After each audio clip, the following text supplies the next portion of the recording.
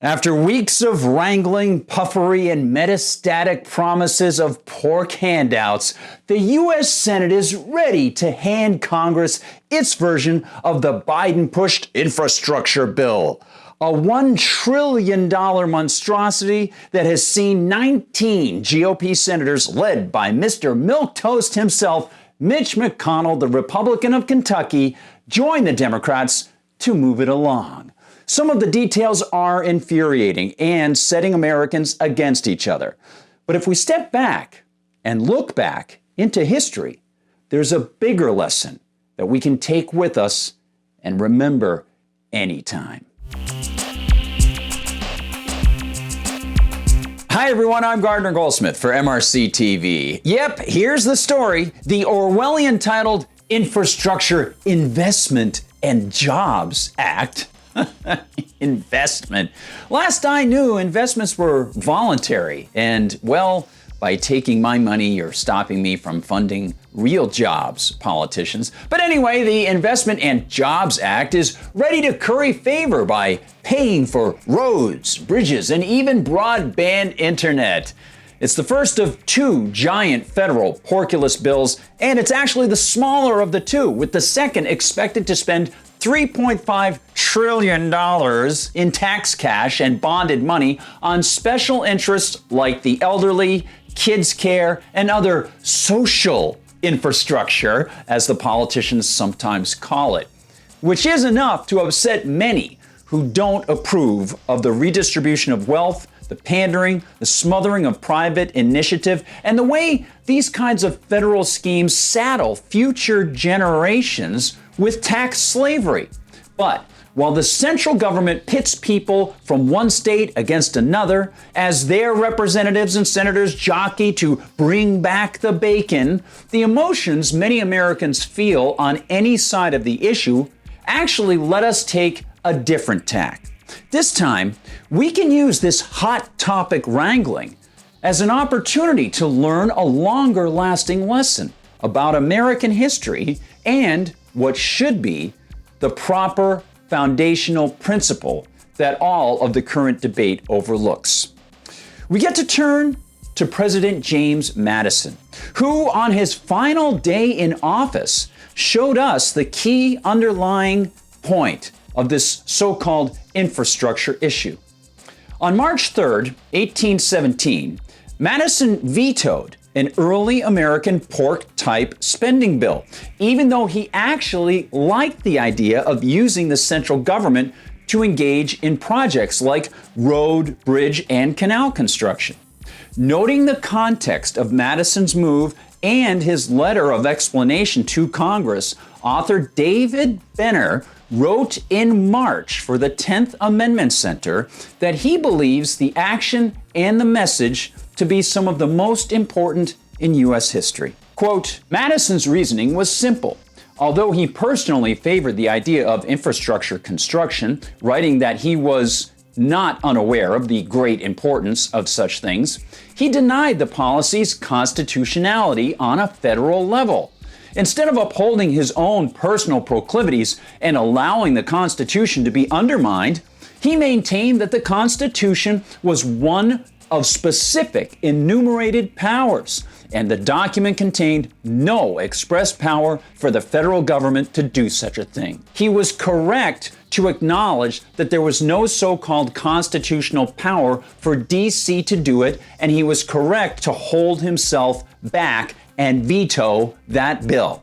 Continuing, the legislative powers vested in Congress are specified and enumerated in the 8th section of the first article of the Constitution, he, Madison, said, and it does not appear that the power proposed to be exercised by the bill is among the enumerated powers. And Benner adds, according to Madison, using the Commerce Clause, General Welfare Clause, and Necessary and Proper Clause as justification for the law would be contrary to the established and consistent rules of interpretation, as rendering the special and careful enumeration of powers which follow the clause nugatory and improper, adding that an alternative view would have the effect of giving to Congress a general power of legislation instead of the defined and limited one hereto understood to belong to them. Many contemporary Americans know that this improper approach to the U.S. Constitution is precisely that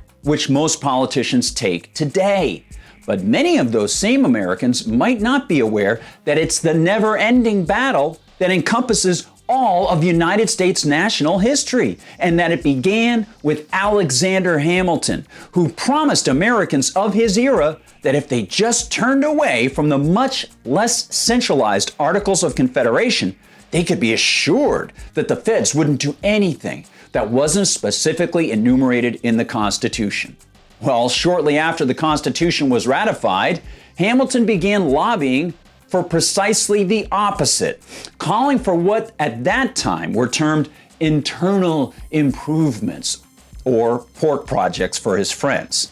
And those would be funded by the new U.S. government under the Constitution, that he said would be specific and limited. As economist and historian Thomas E. Woods Jr. writes in his book, 33 Questions About American History You're Not Supposed to Ask, quote, as he himself admitted, Hamilton was very far from the mainstream of the Constitutional Convention.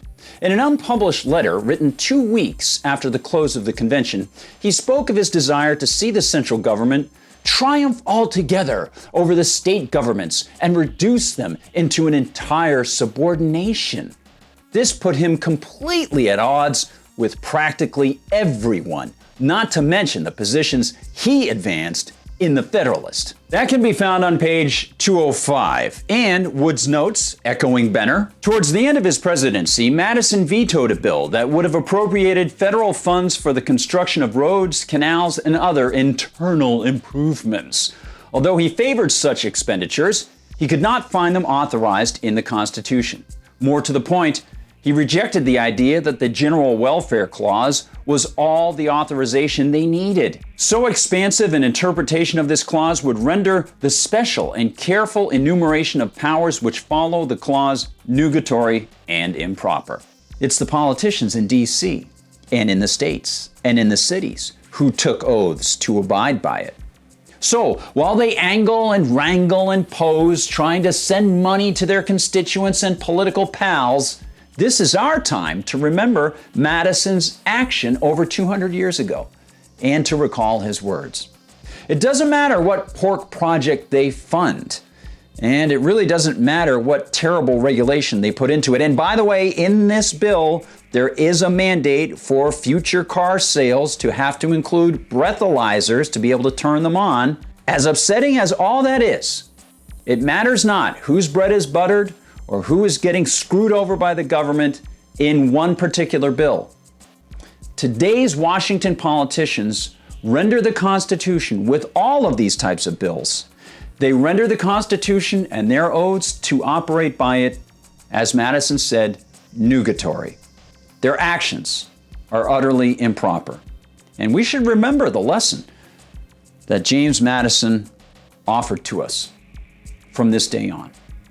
Hey, thanks so much for watching, everybody. Remember, please like and subscribe if you're watching on YouTube. I'll see you in the comments section. Always look forward to hearing all the great insights that people offer there. We'll see you on Rumble as well. Remember,